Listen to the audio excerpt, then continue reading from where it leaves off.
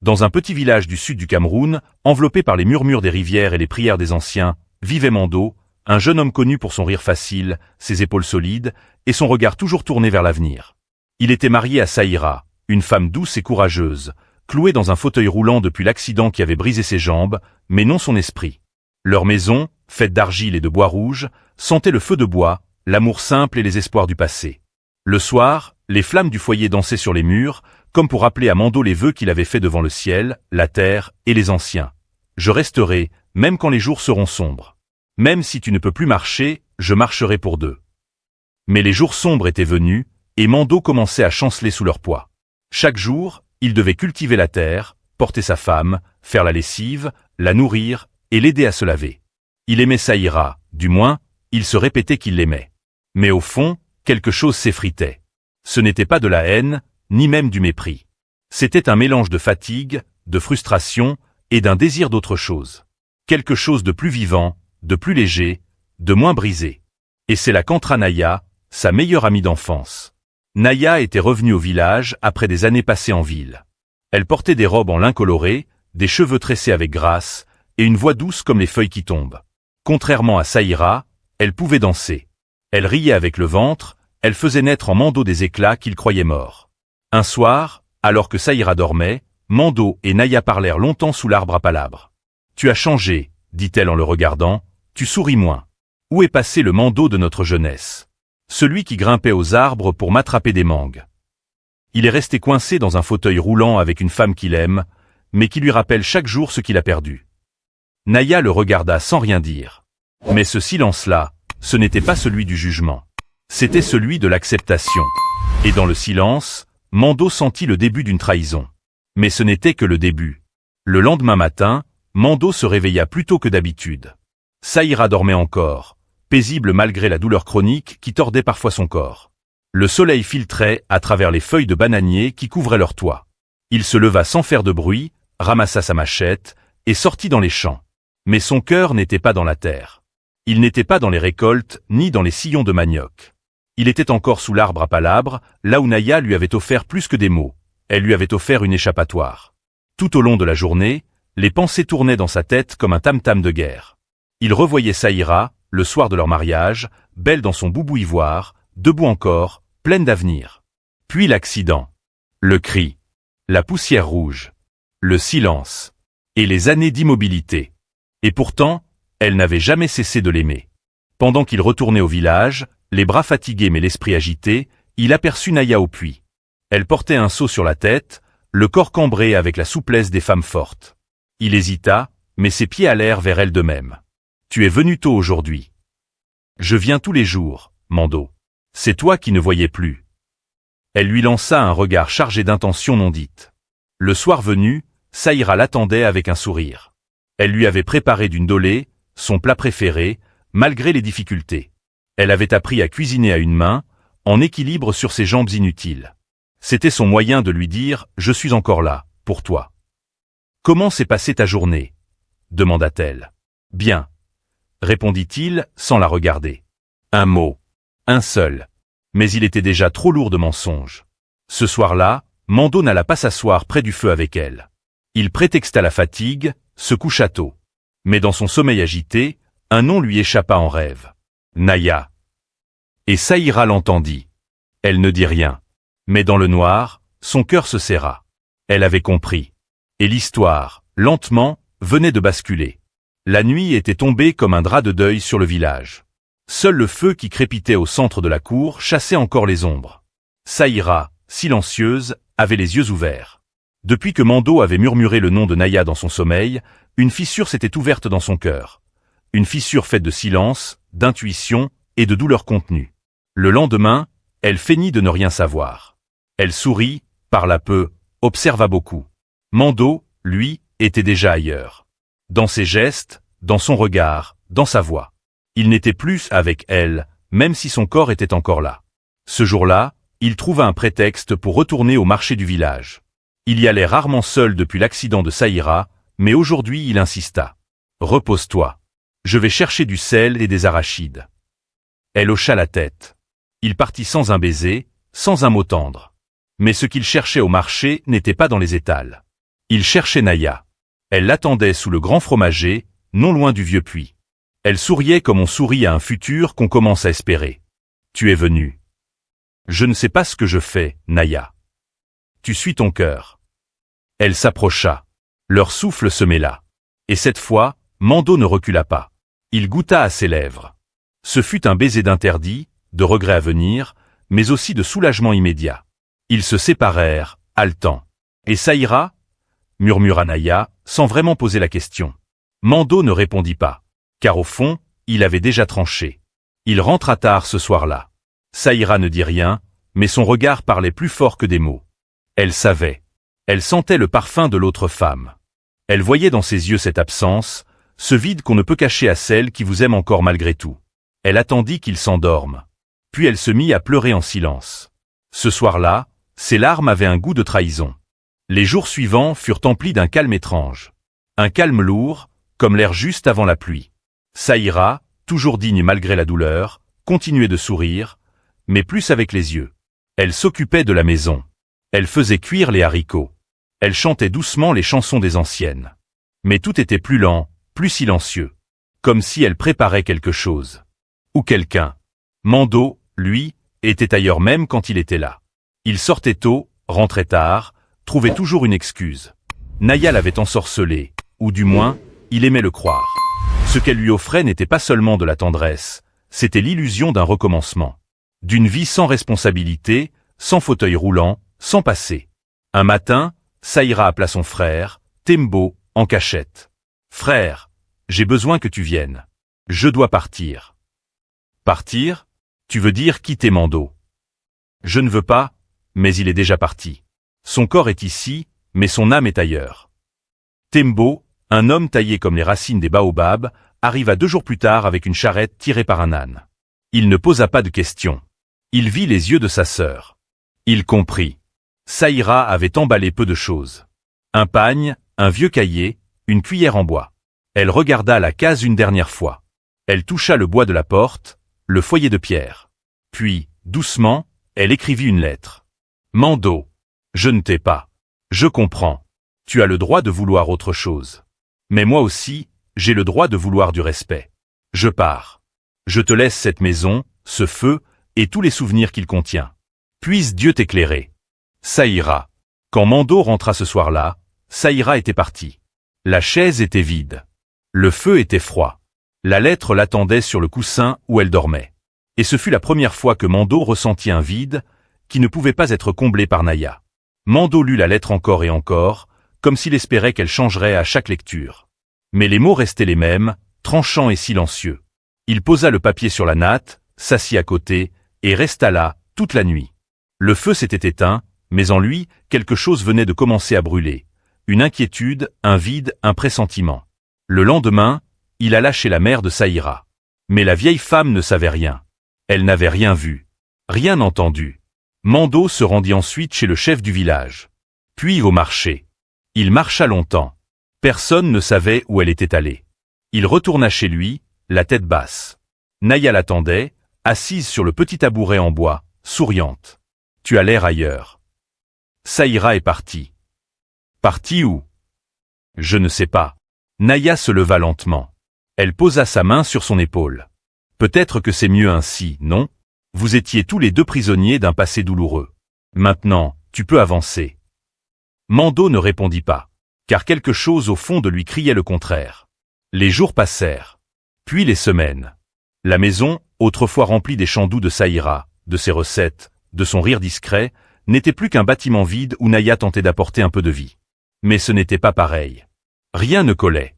Rien ne vibrait. Naya dansait, cuisinait, riait fort. Mais tout sonnait faux dans le cœur de Mando. Il se réveillait souvent la nuit, espérant entendre Saïra l'appeler, ou la voir rouler son fauteuil vers lui. Mais elle ne revenait pas. Et pour la première fois, Mando réalisa. Il n'avait pas seulement perdu une femme. Il avait perdu une guerrière. Le village murmurait.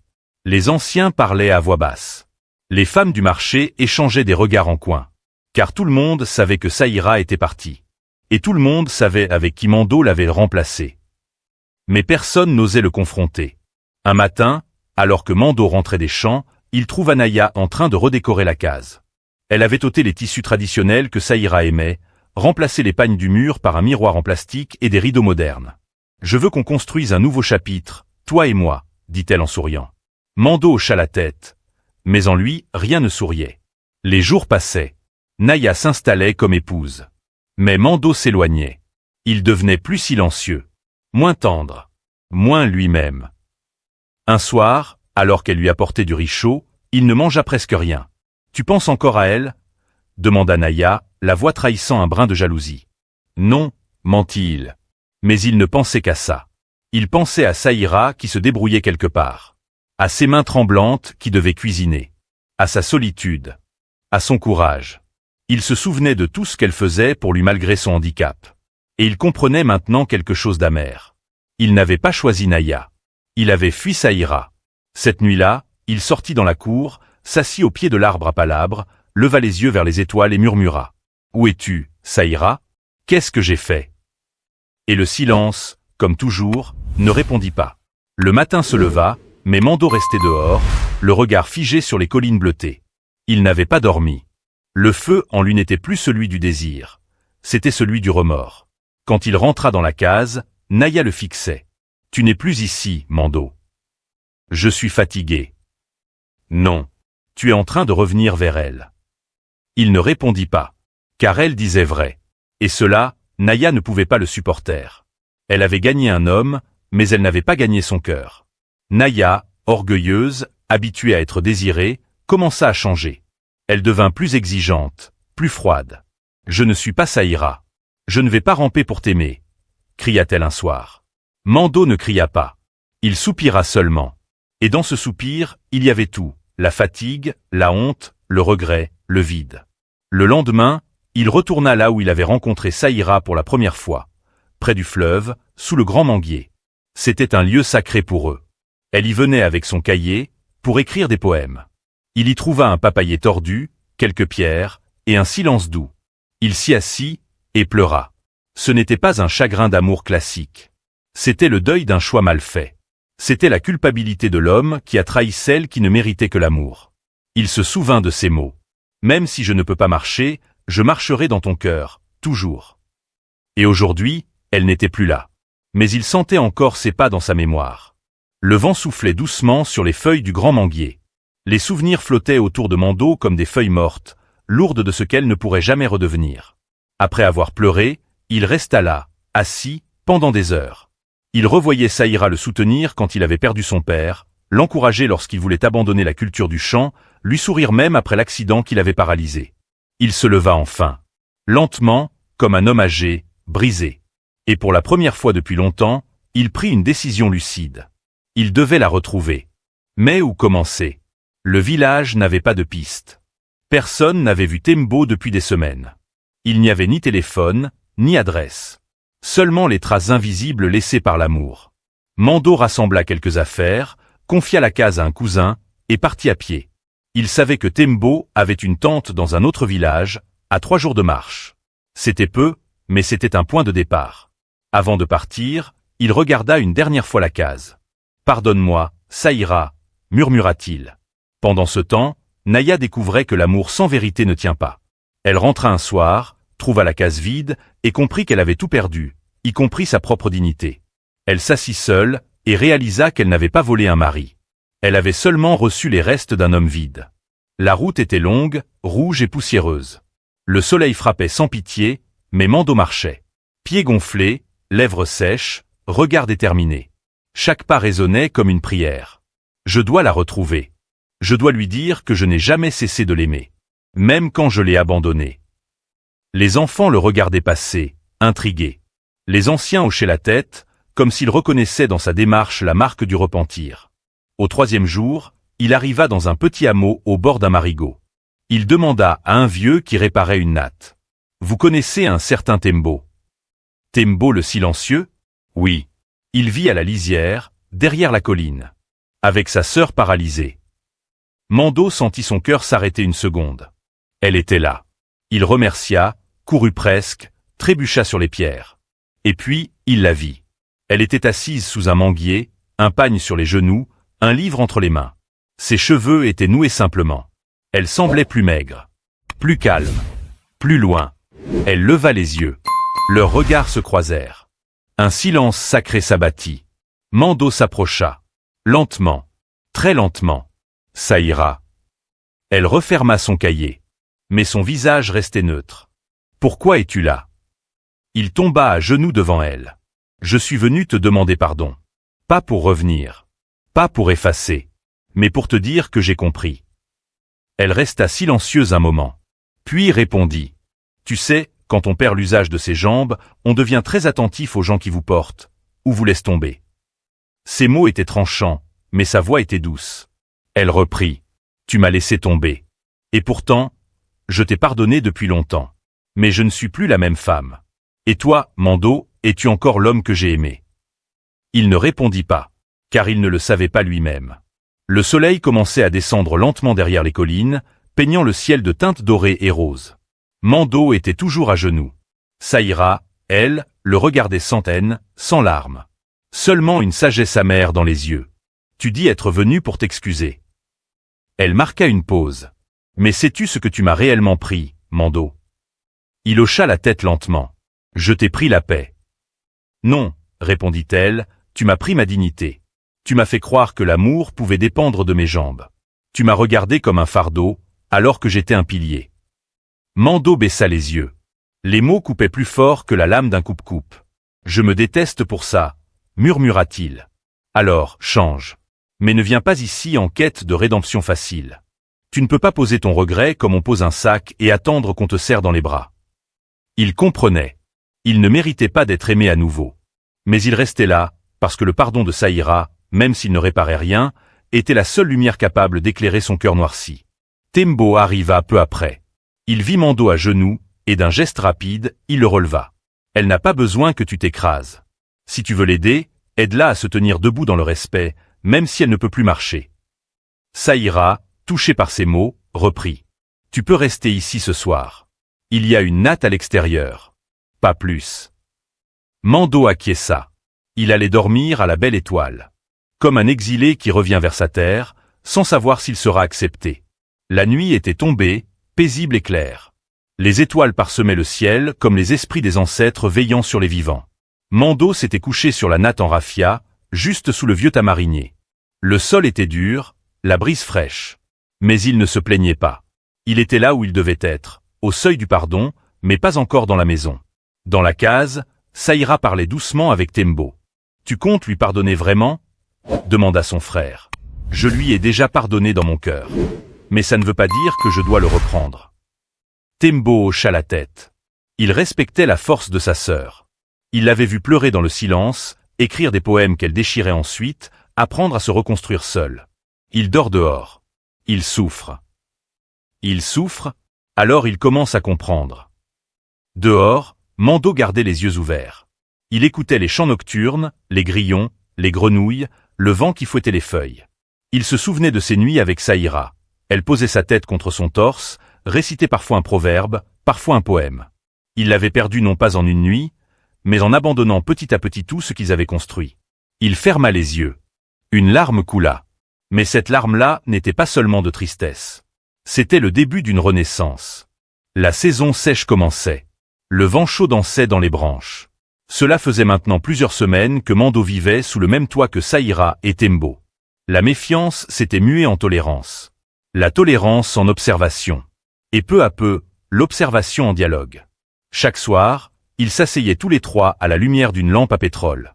Tembo racontait des histoires du village, Saïra lisait parfois des passages de son cahier. Mando, lui, écoutait plus qu'il ne parlait. Mais un soir, Saïra lui tendit son cahier. « Lis. C'est ton jardin secret. Tu en fais partie maintenant. Lis. » Il ouvrit le cahier, ses mains tremblaient légèrement. Les mots dansaient sur la page. Poème, souvenir, douleur murmurée. Puis il tomba sur un poème, daté de quelques jours après son départ. « Tu as abandonné mes jambes. Mais tu as surtout abandonné mon cœur. Pourtant, même sans marcher, je suis restée debout. Plus droite que ton amour infidèle. » Mando referma doucement le cahier. Les yeux brillants. « Tu as le droit de ne jamais me revoir comme avant. » « Je ne te reverrai jamais comme avant, Mando. » Il hocha la tête. Mais elle ajouta, doucement. « Et c'est peut-être mieux ainsi.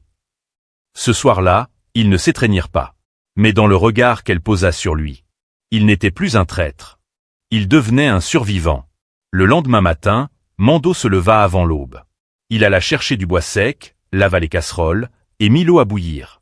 Saïra, en sortant de la case, fut surprise. « Tu veux cuisiner ?» Il sourit. « Tu m'as nourri pendant des années.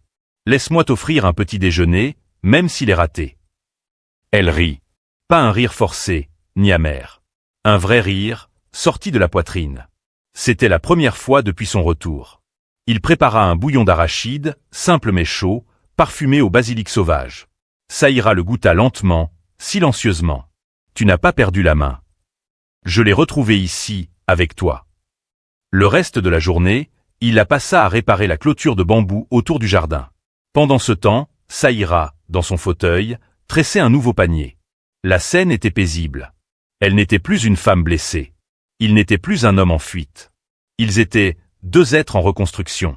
Ce soir-là, Tembo les observa de loin. Il ne disait rien, mais au fond de lui, il savait. Sa sœur avait retrouvé sa voix. Et Mando n'était plus l'ombre d'un regret, mais l'écho d'un pardon en marche. Le village autour avait appris à ne plus juger.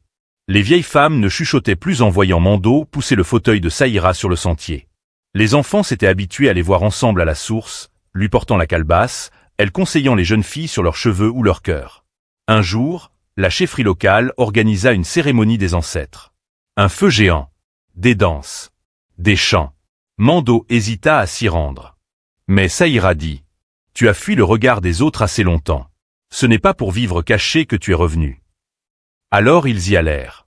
Sous les percussions, le tam-tam, les danses tourbillonnantes, il y avait Mando, debout, et Saïra, assise, digne, parée d'un boubou indigo. Ils ne dansèrent pas.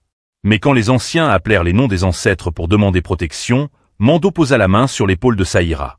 Et pour la première fois depuis son retour, elle ne la repoussa pas. Le feu crépitait.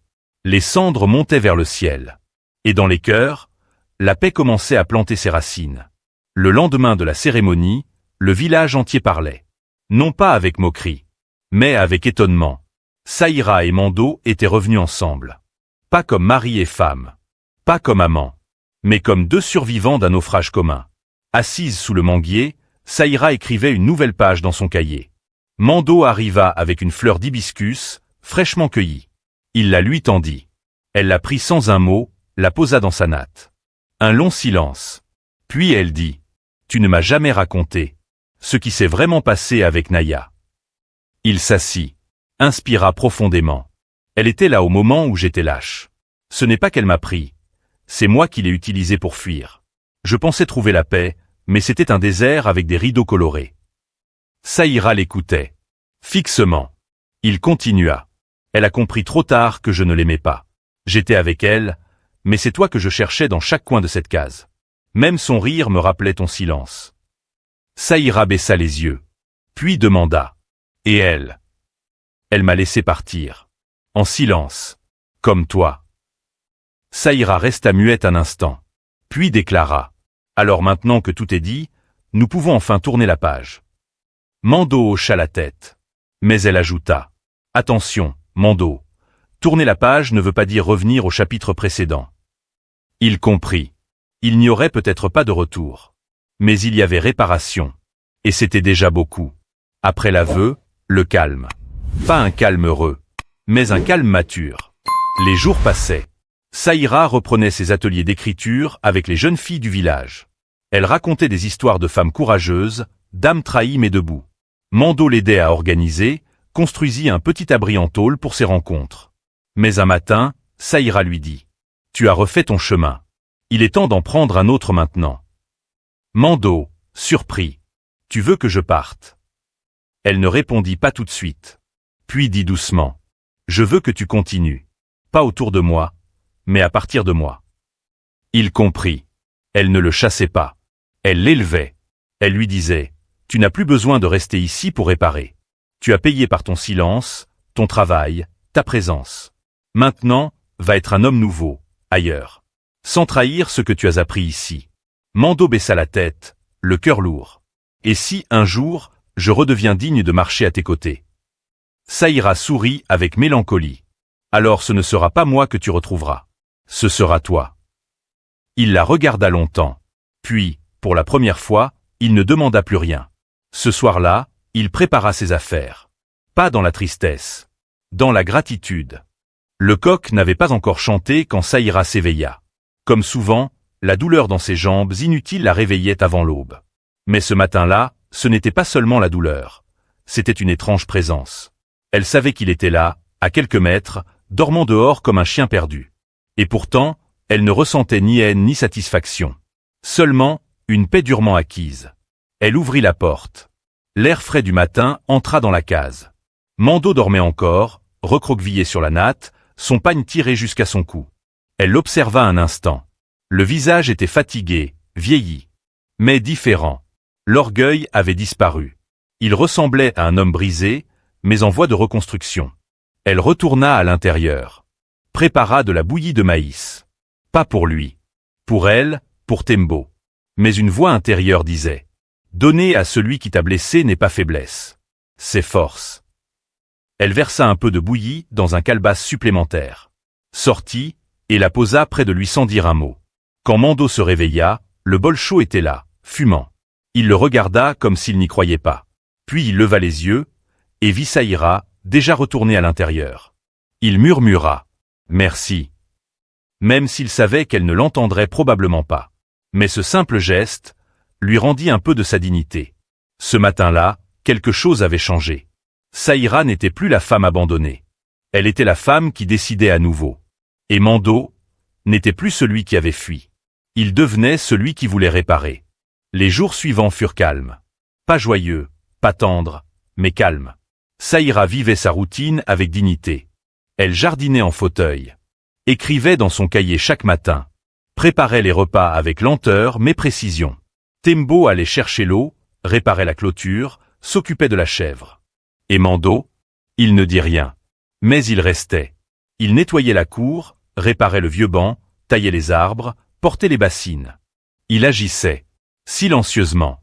Avec humilité. Un soir, Tembo prit Mando à part. « Pourquoi tu ne pars pas?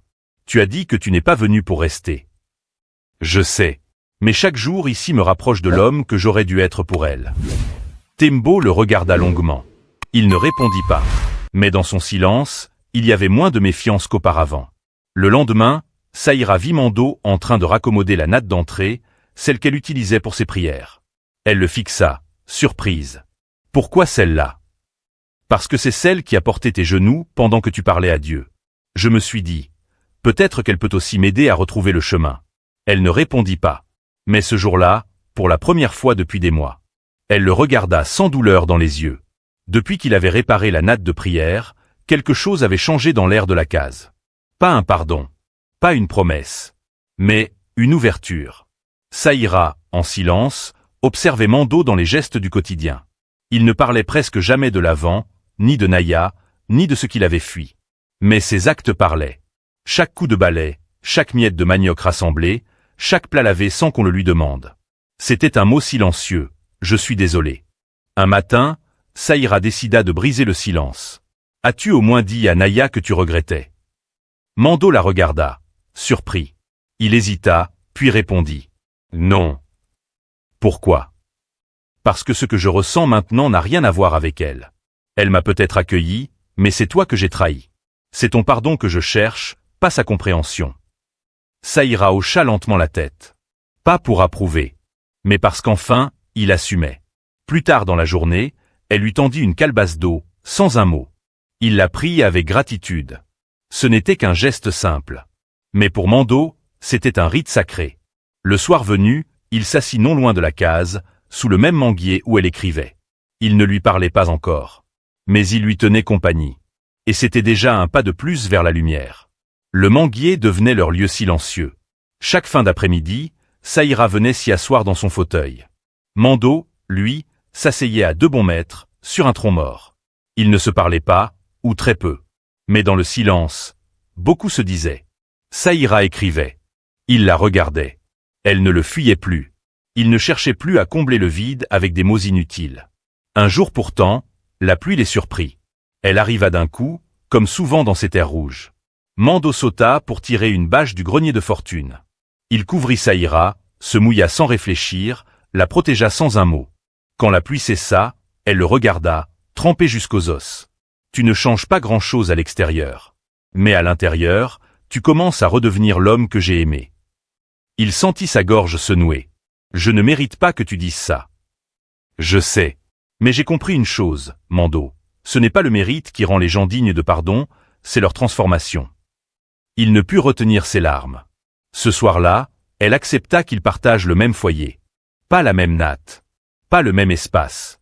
Mais le même toit. Et pour Mando, cela valait plus qu'un mariage.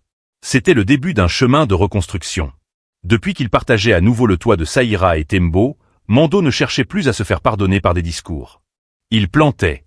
Il réparait. Il construisait. Il avait transformé l'ancien jardin abandonné derrière la case en un petit potager. Gombo, feuilles de manioc, piment oiseau, tomates cerises. Il y passait ses matinées. Chaque pouce était une prière silencieuse. Un jour, Tembo l'observa, accoudé contre un pilier. « Tu sais planter, Mando. Dommage que tu aies mis autant de temps à semer les bonnes choses. » Mando sourit. Il ne se vexait plus. Il savait que Tembo protégeait Saïra comme un lion protège sa meute blessée. Pendant ce temps, Saïra observait, elle aussi. Ce n'était plus de la méfiance. C'était de la curiosité nouvelle. Un après-midi, elle s'avança vers le potager en fauteuil. « Tu as la main verte. C'est toi qui m'as appris à ne jamais planter les choses trop profondément. Sinon, elles manquent d'air. » Elle le regarda, surprise. Il s'en souvenait. Puis elle demanda calmement. « Et ton cœur? Tu as replanté quelque chose là-dedans. » Il prit une poignée de terre humide dans sa paume, la serra. « Oui, et j'espère que cette fois, je saurai entretenir ce que j'y mets. » Elle sourit. Pour la première fois. Un vrai sourire. Ce jour-là, la terre ne fut pas la seule à fleurir. Le sac de Mando était prêt. Un simple baluchon noué avec un pagne usé. Dedans, 2 chemises, un carnet vide et une cuillère sculptée, celle que Saïra utilisait avant l'accident. Il ne l'avait pas volée. Elle la lui avait tendue sans un mot. Un geste de paix. Tembo l'accompagna jusqu'au sentier rouge qui menait hors du hameau. Pas un mot pendant les 20 premières minutes. Puis, Tembo déclara. « Tu n'es pas revenu pour prendre. Tu es revenu pour rendre. Et ça, peu d'hommes en sont capables. » Mando hocha la tête. « Je suis venu pour demander pardon. Mais je repars avec plus que ça. » « Tu repars avec quoi ?» Il réfléchit. Puis répondit. « Avec une leçon. L'amour n'est pas une récompense. C'est une responsabilité. Une graine qu'on entretient chaque jour ou qu'on tue par négligence. » Tembo tendit la main. Mando la serra. Ils ne se serrèrent pas dans les bras.